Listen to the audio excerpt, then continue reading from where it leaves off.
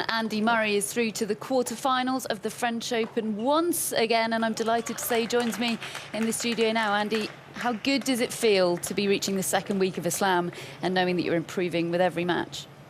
Yeah, I mean, it's obviously didn't come into the tournament playing well at all, but with each day I've felt a bit better, gained in confidence with each win, and in practice been hitting the ball a little bit cleaner, a bit better every day. And yeah, I think the, last two matches in particular, I played some really good stuff from start to finish. So a few things could still be a bit better, but from where I was 10 days or so ago, it's really positive. You talked on the eve of the tournament about the struggle that you're experiencing and about trying to enjoy that struggle. Do you feel now like the struggle's over, or just that you've found a way to enjoy it? I mean, I think I'll kind of look back on that a bit at the end of the tournament, but I mean, certainly the last 5 or 6 days, not just in the matches, but in practice, I've felt so much better than I did, the last 5-6 weeks. I know where I was. I know how badly I was playing in practice and how I was feeling in the matches, and it's night and day, really. I feel so much better. But I think, I'll reflect on that at the end of the tournament. I still know that, things can change quickly, not take anything for granted, but I'm happy with where my game's at heading into the quarterfinals.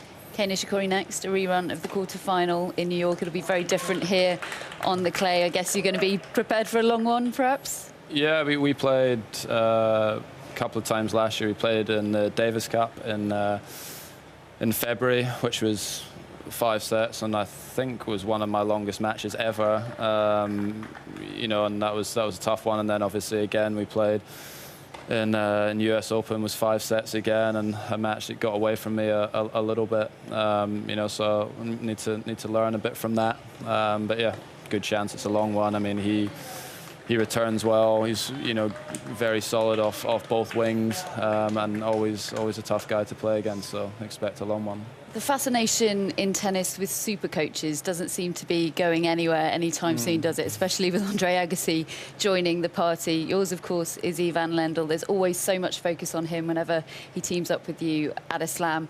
We know what he's like in the box. We know what he's like on the practice court because we see that. Can you give us a bit of an insight to what he's like behind the scenes in the locker room? What's the first thing he says to you when you come off court after a match like today? Well, today he was pumped. He was happy with how I played. The first couple of rounds, he was pleased that I got through them. Obviously, what does the pumped Ivan Lendl look like? It's kind of like that, like he is on the TV, with maybe a slight grin. But no, I mean, he's very talkative, away from the cameras and stuff. He obviously loves tennis. He likes sort of dissecting matches and talking about the tactics and the things that went well in the match today, the things that as the match went on that changed. I had a quite long chat after the Del Potro match, how with each set I started to play a little bit better, started to see the patterns of play well, and yeah, I mean, he talks a lot away from the cameras. You've got your family here with you this week. When we spoke to you last year, you had recently become a dad. Now you're a dad to a 16-month-old. Is she showing any interest in tennis yet?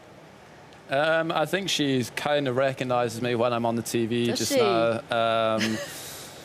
I actually have a video on my phone where I have a little mini tennis racket, which I tried to give to her, and she literally grabbed it, kind of looked at it, and just walked over and put it straight in the bin.